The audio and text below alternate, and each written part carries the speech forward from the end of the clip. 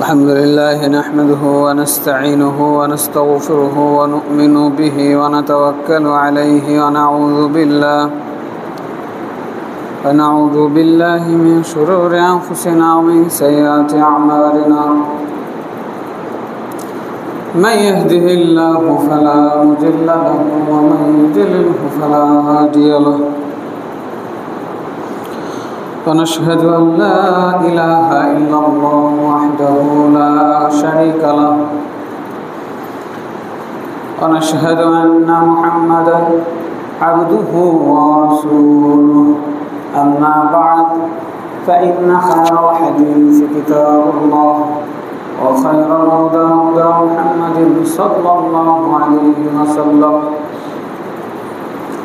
وشر الأمور محدثاتها وكل محدثة بدعة وكل بدعة ضلالة وكل ضلالة في النار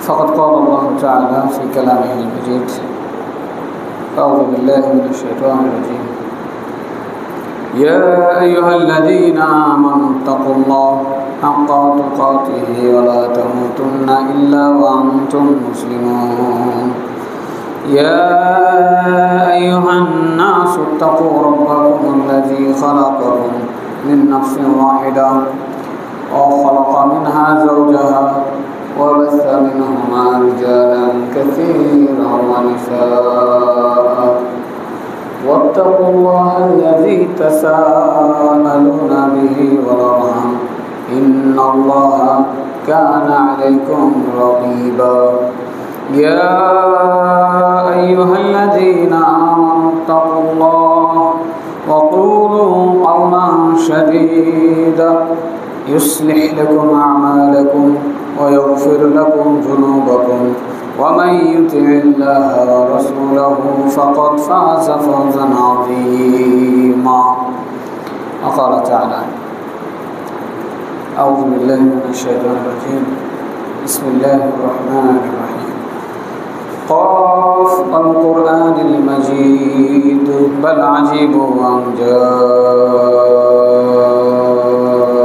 منذر منهم فقال الكافرون هذا شيء عجيب أإذا متنا وكنا ترابا ذلك رجع بعيد قد علمنا ما تنقص الأرض منهم وعندنا كتاب حفيظ بل كذبوا بالحق لما جاءهم فهم في أمر مريج أفلم ينظروا إلى السماء فوقهم كيف بنيناها وزيناها وما لها من فروج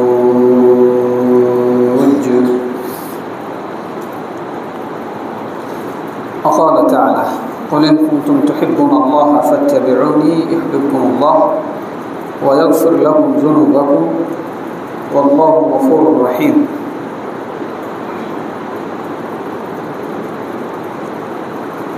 سورة الإمران آية 30 ومن الناس من يتخذ من دون الله أندادا يحبونهم كحب الله والذين آمنوا أشد حبا لله যাবতীয় হামদ সানা আল্লাহ রাব্বুল আলামিনের জন্য যাবতীয় দরুদ ও সালাম তার শেষ নবী মুহাম্মদ রাসূলুল্লাহ সাল্লাল্লাহু আলাইহি ওয়াসাল্লামের জন্য প্রিয় মুসল্লি ভাই বোন অনুভব করেন আল্লাহ সুবহানাহু ওয়া তাআলা আমাদেরকে মুসলিম হিসেবে সৃষ্টি করেছেন সবাই আমরা আলহামদুলিল্লাহ বলি আলহামদুলিল্লাহ ফ্যানটা বন্ধ করে দিন কি এটা শুকরিয়ার বিষয় না আল্লাহ সুবহানাহু ওয়া তাআলা চাইলে আমাদের হিন্দু বানাতে পারতেন খ্রিস্টান বানাতে পারতেন নাস্তিক বানাতে পারতেন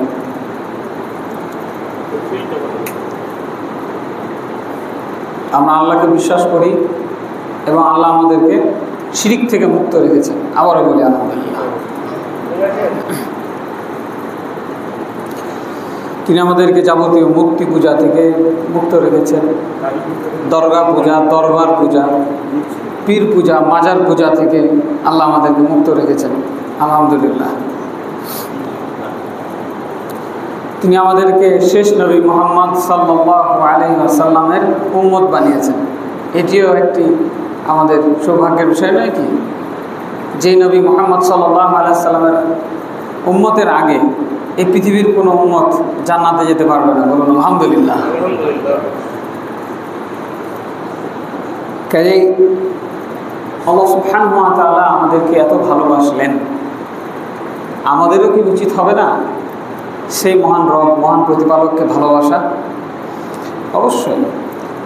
আমরা মুসলিম হিসেবে, তাওহীদপন্থী মুসলিম হিসেবে, সুন্নাহপন্থী মুসলিম হিসেবে আমাদের উচিত হবে আল্লাহ সুবহানাহু ওয়া তাআলাকে ভালোবাসা। সেই বিষয়ে আজকে জুমার খুতবায় আলোকপাত করার চেষ্টা করব। ওমা তৌফিকি ইল্লা বিল্লাহ। আল্লাহ সুবহানাহু ওয়া তাআলা পবিত্র কোরআনের মধ্যে সূরা আল ইমরানের 21 নম্বর আয়াতে 31 নম্বর আয়াতে বলছেন, কুল ইন কুনতুম তুহিব্বুনাল্লাহা ফাত্তাবিউনি। হে নবী, আপনি বলে দেন আমার উম্মতকে, কিয়ামত পর্যন্ত যত উম্মত আসবে সবাইকে বলে দেন, ইন কুনতুম তুহিব্বুনাল্লাহা ফাত্তাবিউনি, তোমরা যদি আল্লাহকে ভালোবেসে থাকো তাহলে আমি মুহাম্মদ সাল্লাল্লাহু আলাইহি সাল্লামের অনুসরণ করো। তাহলে ভালোবাসার কথাটা কোরআনে পাওয়া গেল নাকি? ভালোবাসা একটি স্বভাবজাত মানবীয় গুণ, মানবীয় প্রকৃতি। ভালোবাসার অনেক ধরন হতে পারে।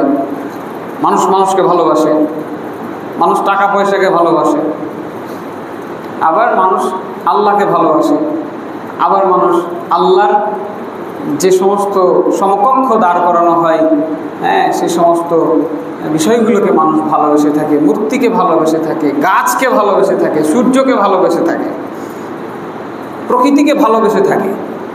কাজেই ভালোবাসার অনেক ধরন আছে, রকম ফের আছে, এবং ভালোবাসার মানবীয় গুণ। আল্লাহ রাব্বুল আলামিন এই ভালোবাসাকে স্বীকৃতি দিয়েছেন। ভালোবাসা তিনি সৃষ্টি করেছেন মানুষের হৃদয়ের মধ্যে। তিনি বলছেন, ওয়ায়ুতঈমুনা আত-তাআমা আলা হুব্বিহি মিসকিনাও ওয়া ইয়াতীমা ওয়া আসীরা। আল্লাহকে ভালোবাসে বলে আল্লাহর ভালোবাসায় নিজেকে বিলিয়ে দেওয়ার জন্য তারা মিসকিন, ইয়াতীম এবং বঞ্চিতদেরকে খাবার দান করে। আল্লাহু আকবার। কাজেই এই ভালোবাসা নিয়ে, এই ভালোবাসা শব্দটি পবিত্র কোরআনের মধ্যে বহু জায়গায় এসেছে, এবং পবিত্র হাদিস গ্রন্থগুলোতেও রাসূল সাল্লাল্লাহু আলাইহি ওয়াসাল্লামের মুখনিসৃত বাণীর মধ্যে অসংখ্য জায়গায় ভালোবাসার বিষয়টি স্বীকৃত হয়েছে। একইভাবে বললাম আরও কিছু ভালোবাসার রয়েছে যেগুলো হারাম।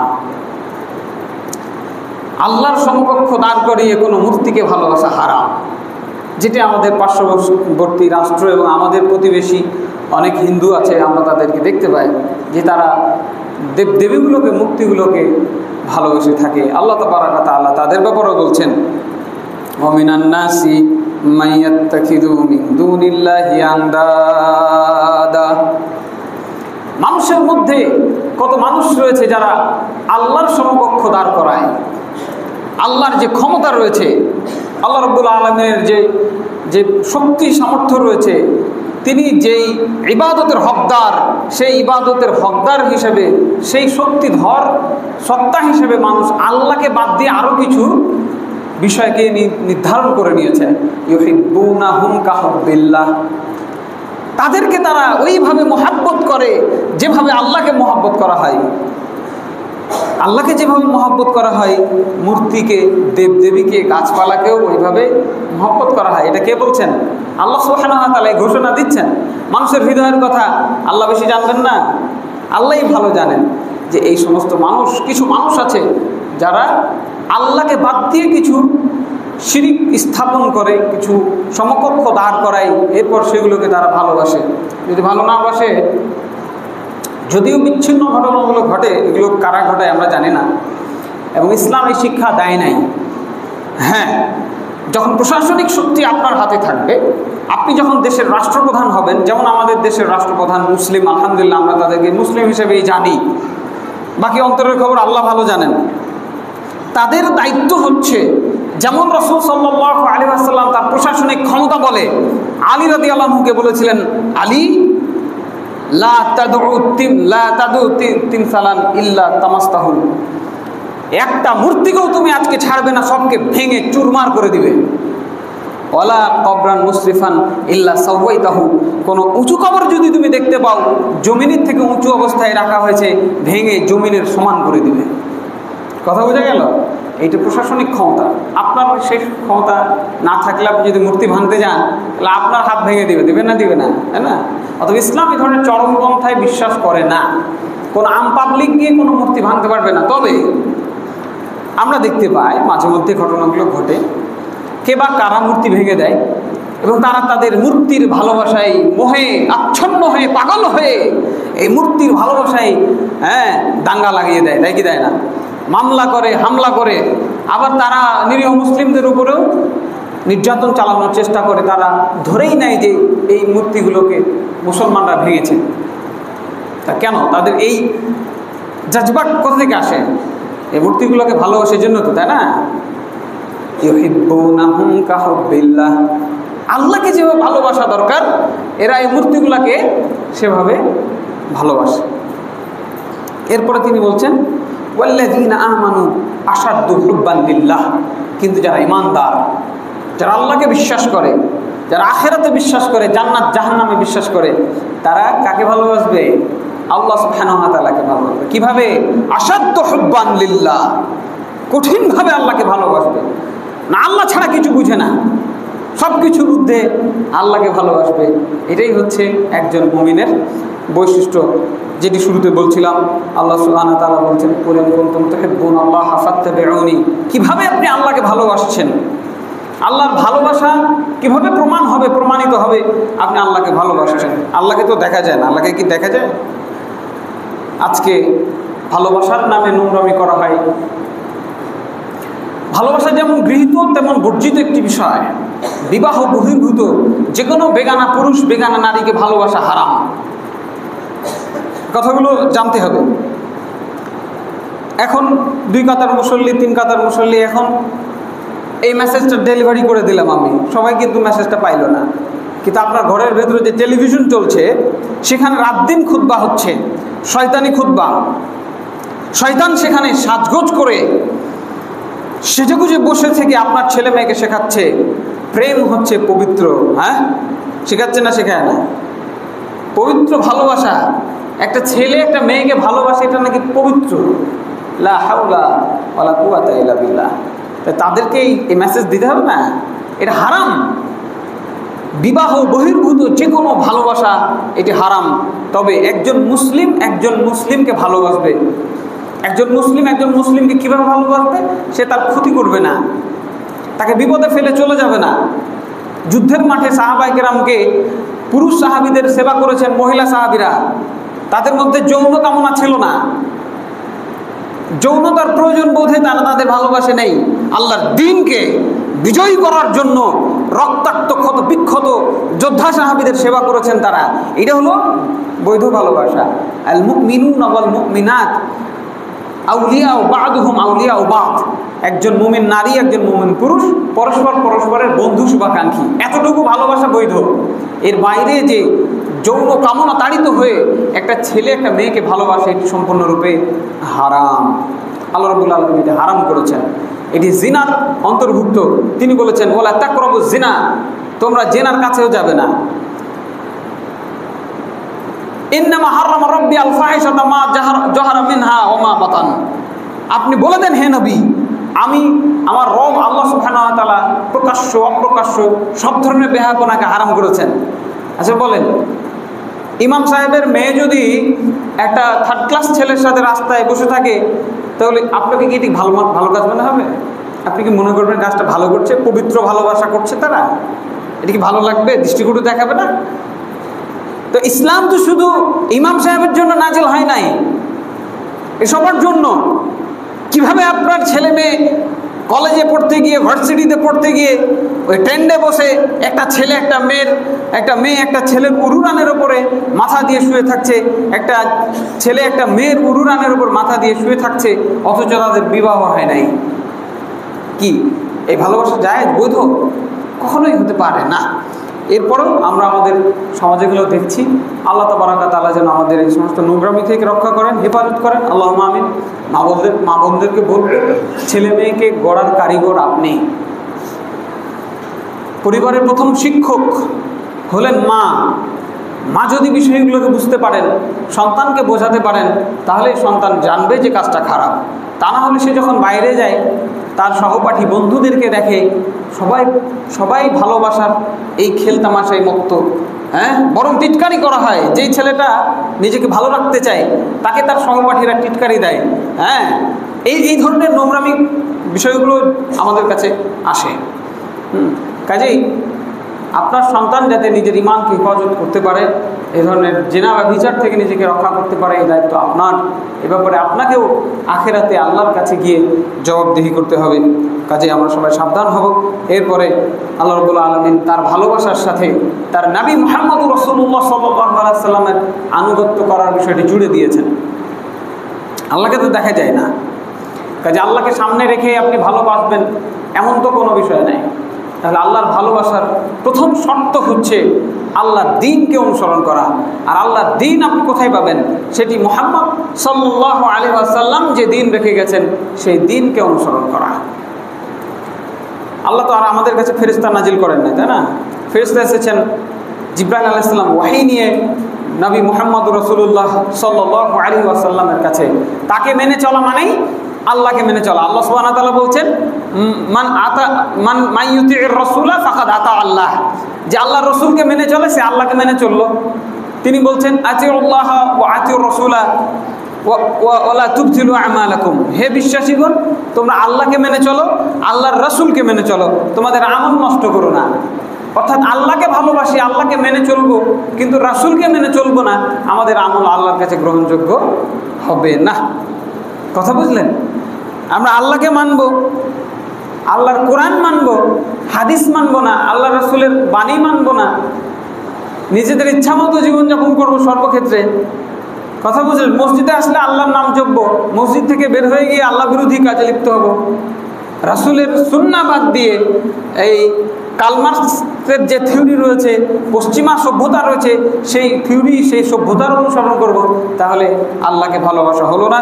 আল্লাহ রাব্বুল আলামিন আমাদেরকে বিষয়টি বোঝার তৌফিক দান করেন। আল্লাহুম্মা আমিন। যদি আমরা আল্লাহকে ভালোবাসি, আল্লাহ রাসূলের আনুগত্য করি সাল্লাল্লাহু আলাইহি ওয়াসাল্লাম, তাহলে কি আমাদের কি লাভ হবে? ইয়াগফিরু লাকুম যুনুবাকুম ওয়াল্লাহু গফুরুর রহিম। আল্লাহকে ভালোবাসলে আমাদের পুরস্কার হচ্ছে তিনি আমাদের পাপগুলোকে ক্ষমা করে দেবেন। বলুন আলহামদুলিল্লাহ। একজন মানুষের জীবনে সবথেকে বড় সফলতা কি? টাকা পয়সা, ধন দৌলত? এই তো দুনিয়াবী সফলতা, অস্থায়ী সফলতা। কোটি টাকার মালিক, কিন্তু সেই কোটি টাকা ভক্ষণ করার কপালে আমাদের সেটা ভক্ষণ করার সুযোগ জুটে না, আছে না? আমরা দেখি না, কোটি কোটি টাকার মালিক, ফ্রিজ ভর্তি খাবার, আল্লাহ এমন সুখ দিয়েছেন, তুমি খাবার খাওয়ার আর সুযোগ নাই। সকালবেলা একটা বিস্কিট, তাও আর চিনি ছাড়া, দুপুরবেলা শুকনা একটু খাবার, রাতের বেলায় একটু রুটি, এই খেয়ে সারা দিন তাকে পার করতে হয়। আছে না আমাদের মধ্যে এরকম মানুষ? একটু বেশি খাইলেই পেটের সমস্যা, একটু বেশি খাইলেই ডায়াবেটিস, হৃদরোগ। তাহলে এই দুনিয়াবী সফলতা কোথায়? আবার যখন হুঁশ চলে যায়, যখন পায়খানা করতে হয় কোথায় এই জ্ঞান থাকে না, প্রসাব করতে হলে বলতে হবে আমি প্রসাবখানায় যাব, এই কথা বলার যোগ্যতা হারিয়ে যায়, হাত পা প্যারালাইসিস হয়ে যায়, তখন এই কোটিপতির জায়গা হয় কোথায়? বৃদ্ধাশ্রমে। আল্লাহু আকবার।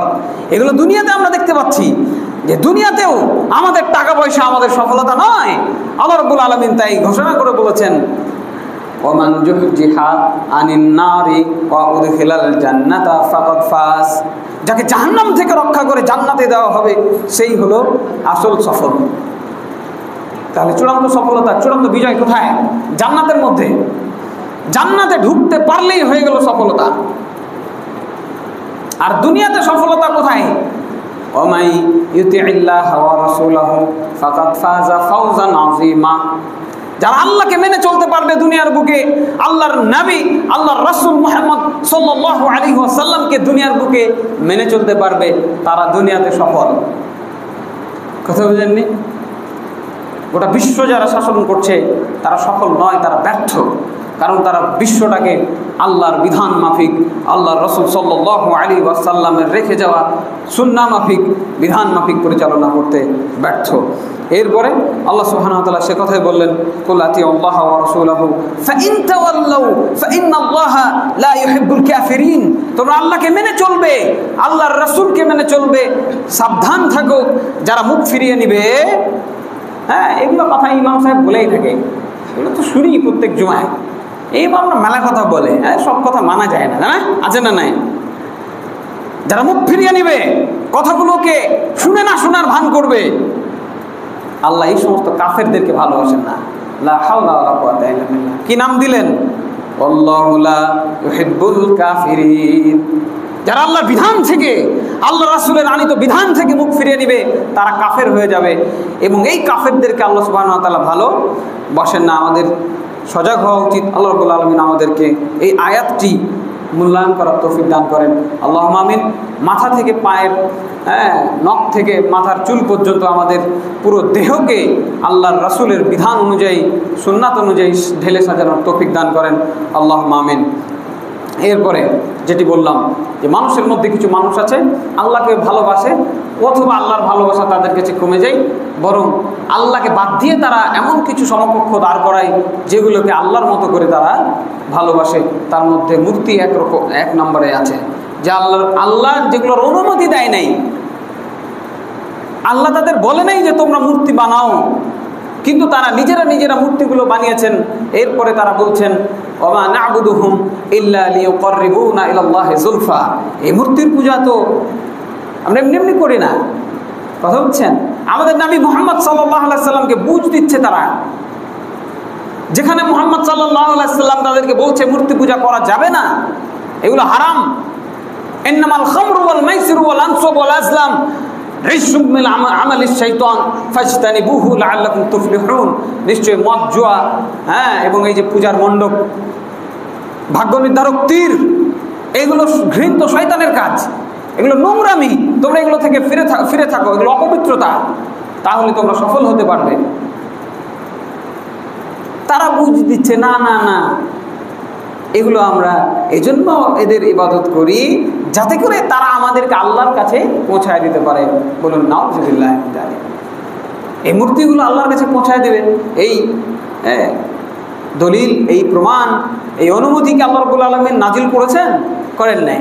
একইভাবে আমরা আমাদের সমাজে, এই বাংলাদেশেও দেখতে পাই, মুসলমান দাঁড়িয়ে আছে, টুপি আছে, পাগড়ি আছে, আলখাল্লা, জুব্বা সবই ঠিক আছে, আল্লাহর নাম জিকিরও করছে, কিন্তু আবার গিয়ে পীর বাবার দরবারে গিয়ে সিজদা করছে, আছে না? আপনি যদি তাদেরকে বলতে যান তাহলে আপনাকে তারা মায়ের লাগাবে, প্রশাসনের সহায়তা নিয়ে আপনাকে জেলখানায় পর্যন্ত ঢুকাইতে পারে। তারা এত পাওয়ারফুল, এত তাদের মুহাব্বত। আল্লাহর থেকে, আল্লাহ রাসূলের থেকে ভালোবাসা ওই সমস্ত ব্যক্তিদের প্রতি তাদের বেশি হয়ে গেছে। তা না হলে যে দেশে আল্লাহর কোরআনকে অবমাননা করা হয়, যে দেশে আল্লাহর রাসূলকে অবমাননা করা হয়, সে দেশে তো তাদের একটা মিছিল, তাদের একটা পদক্ষেপ আমরা দেখতে পাই না। কিন্তু তাদের পীর সাহেবের বিপক্ষে যদি কেউ কোনো কথা বলে তাহলে আপনার বিপদ আছে। তাহলে যারা আল্লাহকে ভালোবাসে, যারা আল্লাহর খালেস বান্দা, তাদের ভালোবাসা কোথায় হবে? ওয়াল্লাযীনা আমানু আশাদ্দু হুব্বান লিল্লাহ। আল্লাহর প্রতি তাদের ভালোবাসাটা বেশি হতে হবে। এরপরে দেখেন, আল্লাহর ভালোবাসা, আপনি যদি আল্লাহকে ভালোবাসেন তাহলে কি লাভ? একটা বললাম যে পাপ ক্ষমা করে দেওয়া হবে, আর একটা সরাসরি জান্নাতে দিয়ে দিবেন। বলুন আলহামদুলিল্লাহ। কেউ যদি আল্লাহকে ভালোবাসে, আল্লাহ তাকে সরাসরি জান্নাতে দিয়ে দিবে এই ভালোবাসার কারণে। প্রমাণ, আমর ইবনু উকাইশ একজন, সে অমুসলিম, আল্লাহ রাসূলের জামানার গল্প বলছি। তো সুদখোর, পাক্কা সুদখোর, মেলা টাকা পাবে মানুষের কাছে। তো ইসলাম গ্রহণ করতে গেলে তো সুদ খাওয়া যাবে না, তাই না? ওয়াদারু মা বাকিয়া মিনার রিবা, যতটুকু সুদ খেয়েছো, এখন যা বাকি আছে সব ছেড়ে দিতে হবে, ঘোষণা হয়ে গেছে অলরেডি। কথা বুঝলেন? এখন কোটি টাকার সুদ। আমি জানি না যে এই মসজিদে এই ধরনের জঘন্য পাপের সাথে জড়িত কেউ আছেন কিনা। সুদ জঘন্যতম পাপ, যেই পাপের 70টি শাখা রয়েছে। রাসূল সাল্লাল্লাহু আলাইহি সাল্লাম বলছেন, আইসারুহা আইয়ানকিহার রাজুলু উম্মাহু, সব থেকে নিচুতম শাখা হচ্ছে তার মায়ের সাথে নিকাহ করা, জিনা করা। বলুন নাউজুবিল্লাহ। কেউ যদি জেনে শুনে জেনে বুঝে ইয়াকুল রাজুলু দিরহামান ওয়া হুয়া ইয়ালাম, জেনে বুঝে 1 দিরহাম, 1টা টাকার সুদ খায়, আসাদু মিন সিত্তাতি ওয়া সালাতিনা জিনিয়া, 36 বার জেনা করলে যে গুনাহ হবে তার থেকে বেশি গুনাহ হবে। নাউজুবিল্লাহ। কয় টাকা? 1 টাকা। তো যাদের মধ্যে বদ অভ্যাস আছে, যে কোনো কারণে হয়তো জানতেন না, এরকমভাবে কেউ কোনোদিন বলে নাই, শোনেন নাই, নিজেও পড়ে দেখেন নাই, আজ থেকে তওবা করুন যে আমি আর জীবনে কোনো দিন সুদ খাবো না। তো এই সুদখোর ব্যক্তি ইসলাম গ্রহণ করতে চাচ্ছে না, আগে সুদের টাকাটি কালেকশন করবে তারপর, কিন্তু ইসলামের প্রতি ভালোবাসা তৈরি হয়েছে আলহামদুলিল্লাহ। তো যাই হোক, এটি মূল পয়েন্ট নয়। সে উহুদের যুদ্ধের আগ মুহূর্তে ইসলাম গ্রহণ করেছে। আর কুখ্যাত বিখ্যাত ব্যক্তি সুদখোর, সবাই চেনে। উহুদের মাঠে যাচ্ছে, একজন বলছে যাইস না, তো যায় লাভ নাই। কথা বলছিস, যায় লাভ নাই, ওই যুদ্ধে যা কি করবি? বাহাদুরি দেখাতে নাকি? হ্যাঁ, সে বলছে যে না, আমি আল্লাহর উপরে ঈমান এনেছি, আল্লাহু আকবার, এই জন্য আমি যুদ্ধে যাচ্ছি। উহুদের যুদ্ধে গিয়ে সে আঘাতপ্রাপ্ত হইল। আঘাতপ্রাপ্ত হওয়ার পরে তাকে নিয়ে যাওয়া হলো বাসায়। তো তার বোনকে গিয়ে এক সাহাবী জিজ্ঞাসা করছেন, মুয়াজ রাদিয়াল্লাহু আনহু, যে তোমার ভাইকে জিজ্ঞেস করো তো যে ওই কি আল্লাহর ভালোবাসার জন্য যুদ্ধ করেছে না কি বীরত্ব দেখার জন্য, নাকি অন্য কোনো টান ছিল তার। তো সে জিজ্ঞাসা করে উত্তর দিল যে বাল গাদাবা লিল্লাহি ওয়া লিরাসূলিহি ফামাতা ফাদাখালাল জান্নাহ ওয়া মা সাল্লা লিল্লাহি সালাতান। আল্লাহু আকবার। সে আল্লাহকে ভালোবেসে, আল্লাহর ভালোবাসার টানে এই রাত তার ভিতরে জন্মেছে এবং এই জন্য সে যুদ্ধে গেছে। এরপরে সে মৃত্যুবরণ করেছে। এই জন্য সে কি হলো? আবু দাউদের হাদিস, এই জন্য সে জান্নাতে চলে গেল। সুবহানাল্লাহ।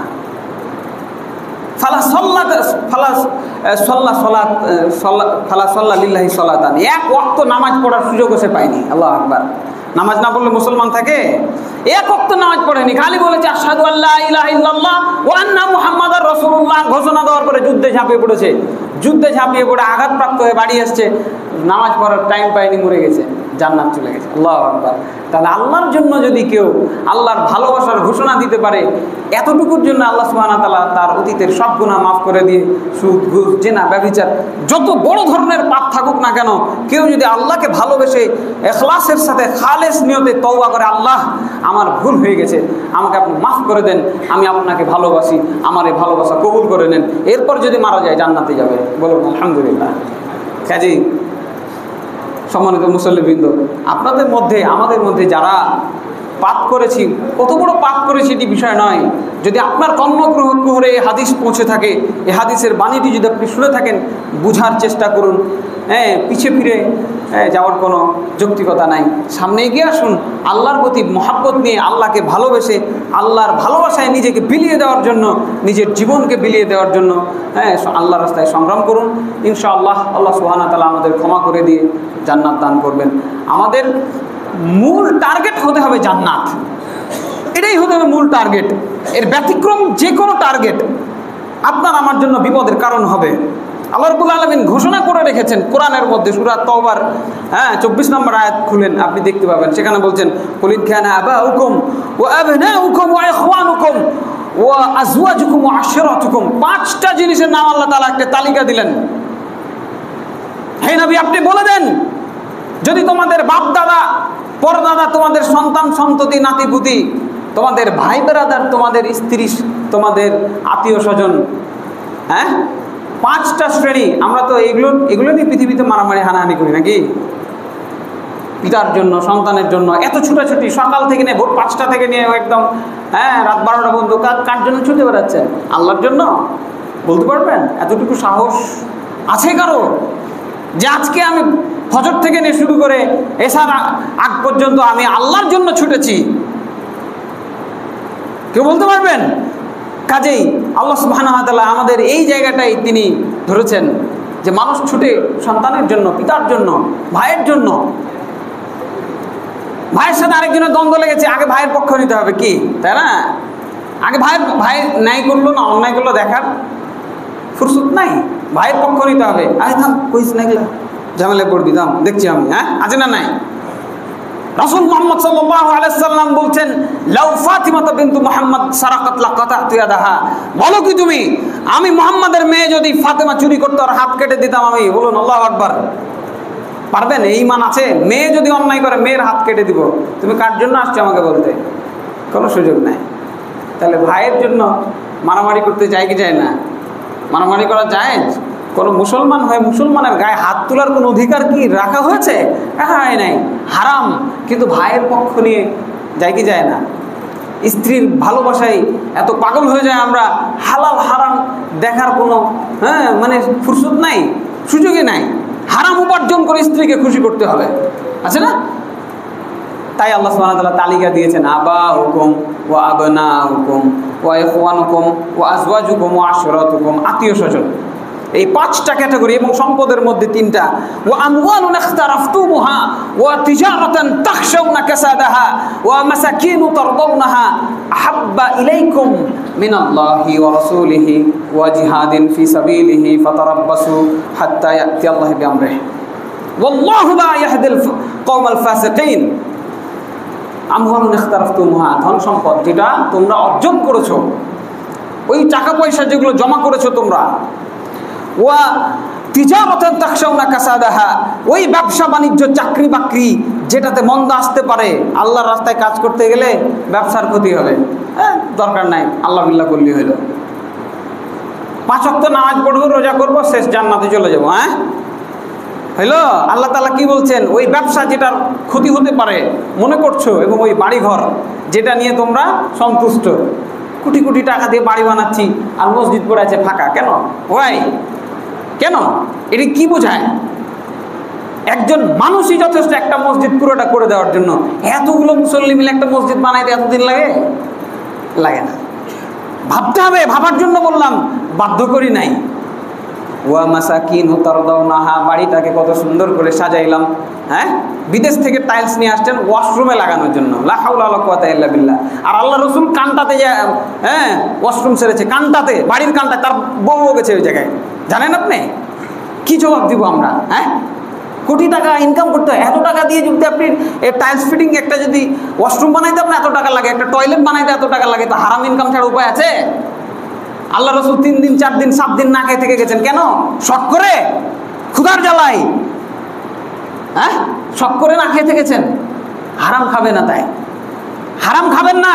সাহাবায়ে কেরাম না খেয়ে থেকেছেন, ইয়া রাসূলুল্লাহ সহ্য করতে পারছি না, আর আপনার টাইলস ফিটিং টয়লেটের জন্য আপনাকে হারাম উপার্জন করা লাগে, কথা বুঝেন নেই? মাসাকিনু তারদাউনাহা, 3টা জিনিস আল্লাহ তাআলা বললেন। তাহলে মানুষের মধ্যে 5টা ক্যাটাগরি, আর ধন সম্পদের মধ্যে 3টা ক্যাটাগরি।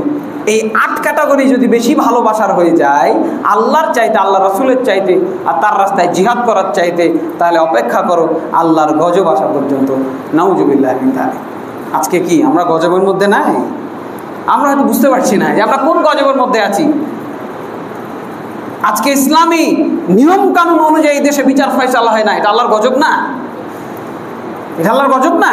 আপনি ন্যায় বিচার পাচ্ছেন না, আপনি বাধ্য, আজকে আপনার উপর জুলুম করা হচ্ছে, 10 টাকা কেজি চাউল এখন 60 টাকা কেজি কিনতে হচ্ছে, এটা কি শাস্তি না মনে করছেন? এটা আল্লাহর শাস্তি। রাত দিন শুধু ইনকাম করতে করতে আপনিও ইনকাম করতে হচ্ছে, নিজেকেও ইনকাম করতে হচ্ছে, নিজের বউকে পাঠাইতে হচ্ছে, নিজের ছেলেকে পাঠাইতে হচ্ছে, হচ্ছে না? এগুলো গজব। কাফেরদের মতো, নাস্তিকদের মতো জীবনযাপন করেন, আপনি সফল, আপনার আর কোনো সমস্যা নাই, আপনি দুনিয়াতে জান্নাত পেয়ে গেলেন। কিন্তু যদি মুমিন হিসেবে, ইমানদার হিসেবে আল্লাহর বিধানের আলোকে আপনি জীবন চালাইতে যান, তাহলে দেখতে পাবেন এই জীবনটাকে আমরা শাস্তির জীবন করে ফেলেছি। আহাব্বা ইলাইকুম মিনাল্লাহি ওয়া রাসূলিহি ওয়া জিহাদিন ফি সাবিলিহি ফাতারাব্বাসু, আল্লাহর চাইতে, আল্লাহর রাসূলের চাইতে এবং তার রাস্তায় জিহাদ করার থেকে যদি বেশি ভালোবাসার পাত্র হয়ে যায় এগুলা, তাহলে অপেক্ষা করো। আল্লাহ রাস্তায় জিহাদ। জিহাদ শব্দ তো বলাই যায় না, না বললেই তো দিয়ে একদম মামলা দিয়ে জেএমবি, জঙ্গি আর কত কত নতুন নতুন টার্মিনোলজি তৈরি হয়েছে না, এগুলো 100 বছর আগে এই ভাষাগুলো ছিল না। জিহাদ নিয়ে কথা বলা যাবে না, কোরআনগুলো সব পুড়িয়ে ফেলে দেন। কোরআনগুলো বাসায় রাখার জন্য আসে নাই। আপনি জিহাদের কথা কোরআনের মধ্যে আপনি আরবিতে তেলাওয়াত করবেন, এর বাংলা বুঝবেন না, জিহাদ নিয়ে কথা বলবেন না, কথা বলতে দিবেন না, এগুলো রেখেছেন কেন? এই ছাপাখানা এগুলো ছাপাচ্ছেন কেন? এগুলো সব পুড়িয়ে ফেলে দেন। কার সাথে মুনাফিকি করছেন? আপনি মুসলমান, 92% মুসলমানের দেশে কোরআন নিয়ে কথা হবে, জিহাদ নিয়ে কথা হবে, আল্লাহর আইন নিয়ে কথা হবে, আল্লাহর বিধান নিয়ে কথা হবে, এটাই বাস্তবতা। কিন্তু ওই যে বললাম, আজকে আমরা হতভাগা মুসলমান আল্লাহর ভালোবাসা বাদ দিয়ে তাগুতি শক্তির ভালোবাসায় তাদের পশ্চাৎলেহনের পেছনে আমরা সময় ব্যয় করছি, তাদের কাছে গিয়ে জিহুজুর করছি, হাত জোড়া, হাত দুখানা, এই পবিত্র হাত দুখানা যেটা আল্লাহ নিজ হাতে তৈরি করেছেন, সেই হাত দুখানা গিয়ে বাতিলের সামনে গিয়ে জড়ো করে বলছি, হুজুর আমার একটু ভাইকে দেখেন, আমার একটু বাপকে দেখেন, আমার একটু ছেলের চাকরিটা দেখেন। হ্যাঁ, আছে না নাই? কাজেই সম্মানিত ভাই বোন, আমাদেরকে বুঝতে হবে যে আল্লাহর বিধান আমরা যদি উপেক্ষা করি তাহলে এটি আল্লাহকে ভালোবাসা হইল না। মানুষের ক্ষেত্রেই দেখেন না, মানুষ যদি মানুষকে বলেন তোমাকে খুব ভালোবাসি, বউকে গিয়ে বলবেন আমি তোমাকে খুব ভালোবাসি, কাপড় দিয়েন না, খাবার দিয়েন না, কি বলবে? হ্যাঁ, ঝাঁটালিয়ে তাড়বে না? মুখে বলো ভালোবাসি আর খাবার দাও না, কাপড় দাও না, তোমার ওই ভালোবাসা আমার লাগবে না। আপনি আল্লাহকে ভালোবাসলেন, আল্লাহ রসুলকে ভালোবাসলেন, আল্লাহর বিধান জানলেনও না, মানলেনও না, হইল? আল্লাহকে ভালোবাসা কি হইল? তাহলে আল্লাহর ভালোবাসার প্রথম যে রূপ দেখালাম সেটি হচ্ছে আল্লাহর আনুগত্য করা এবং আল্লাহর রাসূলের আনুগত্য করা। এই আনুগত্যের পূর্বে আপনাকে এই জন্য আমাকে জ্ঞান অর্জন করে নিতে হবে। বাস্তবে আমি কি আল্লাহ রাসূলের আনুগত্য করছি কিনা এটি আমাকে জেনে নিতে হবে। কোন কাজে আল্লাহ সুবহানাহু ওয়া তাআলা খুশি হয় সেটি জেনে নিতে হবে, কোন কাজে আল্লাহ সুবহানাহু ওয়া তাআলা নারাজ হয় সেটি জেনে নিতে হবে। এরপরে আয়েশা রাদিয়াল্লাহু আনহা বলেছিলেন যে মুয়াবিয়া রাদিয়াল্লাহু আনহুকে, মানুষকে খুশি করার চেষ্টা করবেন না। আপনি যদি আল্লাহকে খুশি করার জন্য মানুষকে অসন্তুষ্ট করে দেন, মানুষ নারাজ হয়ে যাক, মসজিদের যত মুসল্লি আছে সবাই নারাজ হয়ে যাক, কিন্তু আমার আল্লাহ খুশি হোক, এটা যদি আপনি মনে করতে পারেন তাহলে আল্লাহ সুবহানাহু ওয়া তাআলা তাদের অন্তরে আপনার জন্য ভালোবাসা সৃষ্টি করে দেবেন। বলুন আলহামদুলিল্লাহ।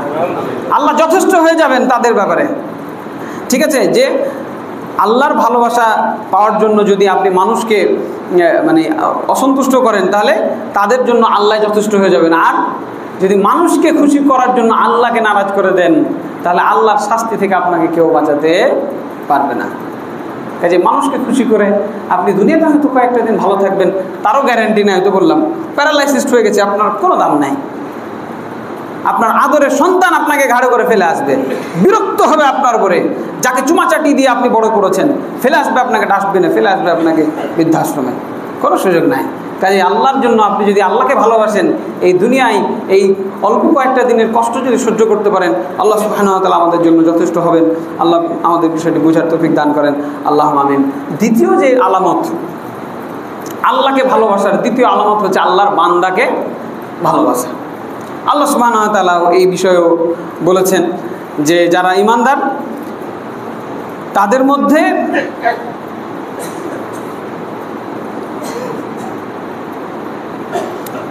যারা আল্লাহকে ভালোবাসে তাদের বৈশিষ্ট্য হলো তারা মুমিনদের প্রতি নরম হৃদয় হবে, কাফেরদের ব্যাপারে কঠোর হৃদয় হবে। তারা যারা ঈমানদার নয় তাদেরকে তারা ভালোবাসবে না, তাদেরকে ভালোবাসবে না। ভালোবাসবে কাকে? যারা ঈমানদার, যারা দেশে ভালো মানুষ, যারা আল্লাহকে মানে, আল্লাহ রাসূলকে মানে, তাকে বেশি ভালোবাসবে। যারা আল্লাহ এবং আল্লাহর রাসূলের বিধানকে বৃদ্ধাঙ্গুলি দেখায় তাকে বেশি ভালোবাসবে না। কথা বোঝা গেল? যারা মুমিন বান্দা হবে তারা কাদের ভালোবাসবে? অন্য মুমিন, অপর মুমিন বান্দাকে তারা ভালোবাসবে, কোনো কাফেরকে বেশি ভালোবাসবে না। বাড়ির পাশে আপনার ডান পাশে একটা ইমাম সাহেব বাস করে আর বাম পাশে বাস করে দুনিয়ার বদ চেয়ারম্যান সাহেব। বাড়িতে ভালো রান্না করেছেন, কোন দিকে যায়? কোন দিকে যায়? এইটা না ভাবতে হবে। আল্লাহ সুবহানাহু ওয়া তাআলা বলেছেন যে যারা আল্লাহ, চেয়ারম্যান সাহেব মানে তো খারাপ না, তাই না? চেয়ারম্যান সাহেব যদি আল্লাহর বিধানকে উপেক্ষা করে, নামাজ না পড়ে, যাকাত না দেয় তাহলে না সে খারাপ। এখন ম্যাক্সিমাম ক্ষেত্রে একই অবস্থা। যাদের টাকা অনেক বেশি, ক্ষমতা অনেক বেশি, তারা এগুলো নামাজের ধার ধারে না। নামাজ পড়ে কে কত বড় লোক হয়েছে, আছে না নাই? আছে না?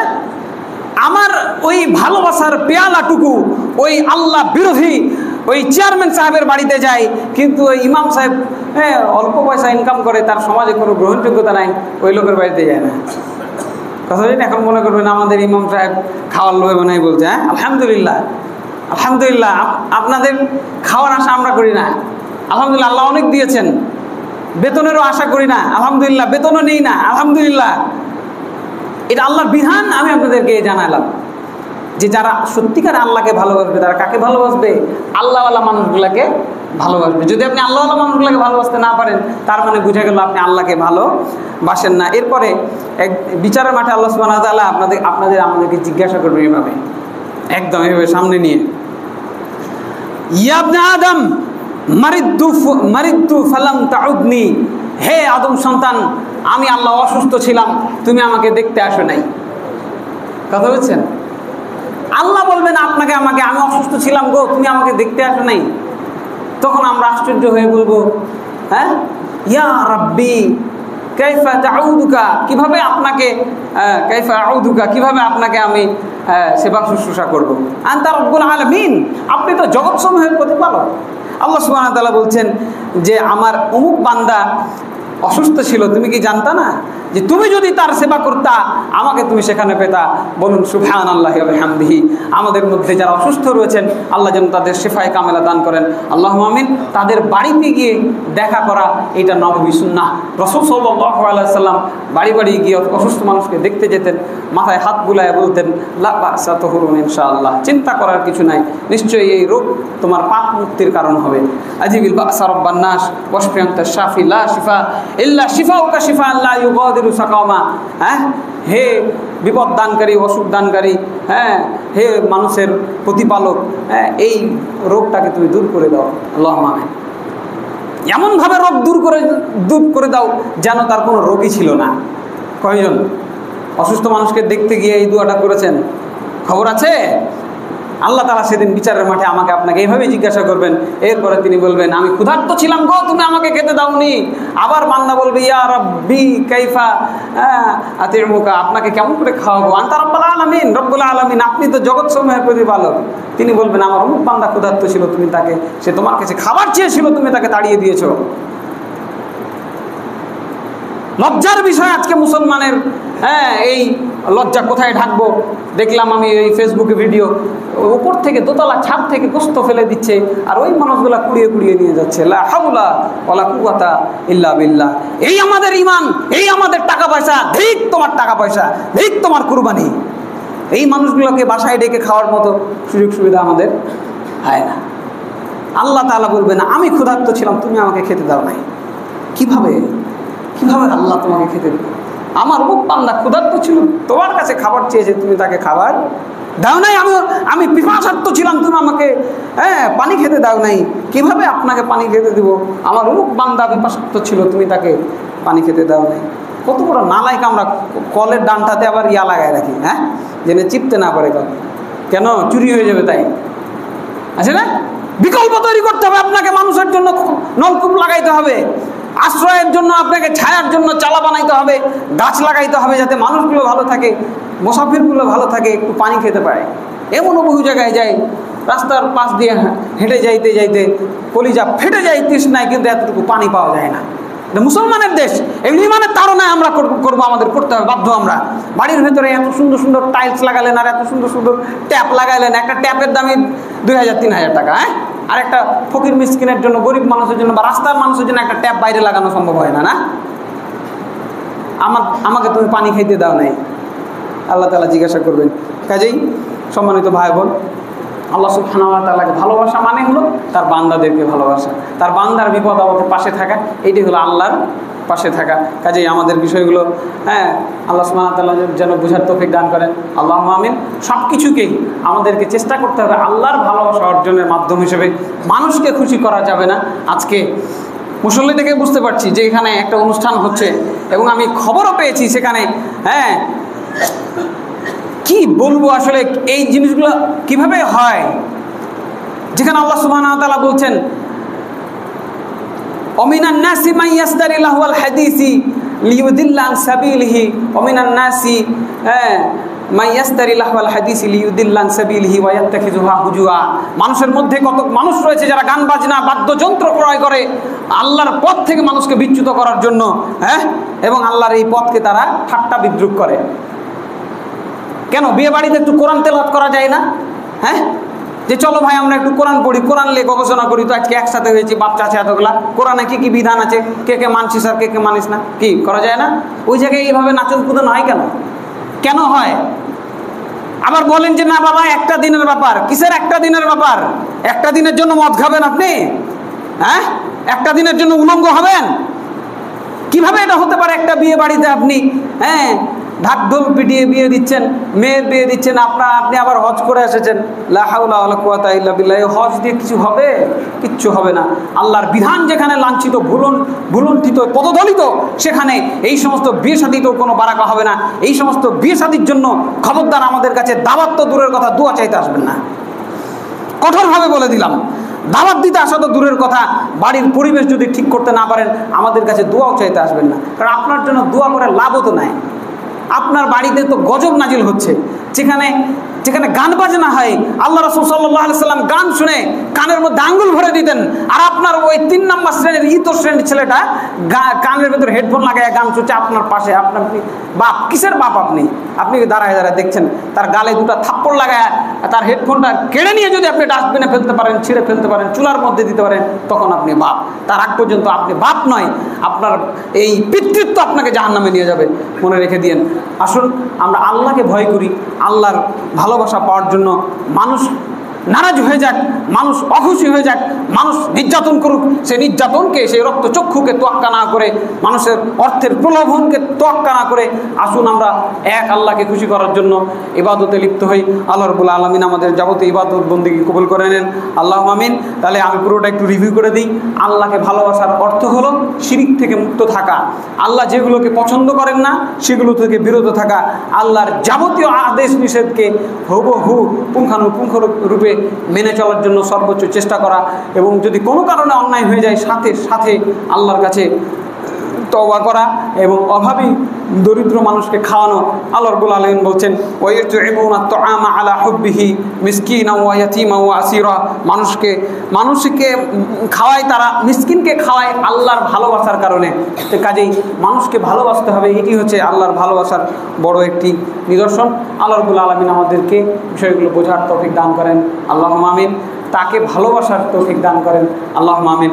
তাকে ভালোবেসে নিজের জীবনটাকে আলোকিত করার তৌফিক দান করেন, সুবুদ্ধি দান করেন, আল্লাহুম্মা আমিন।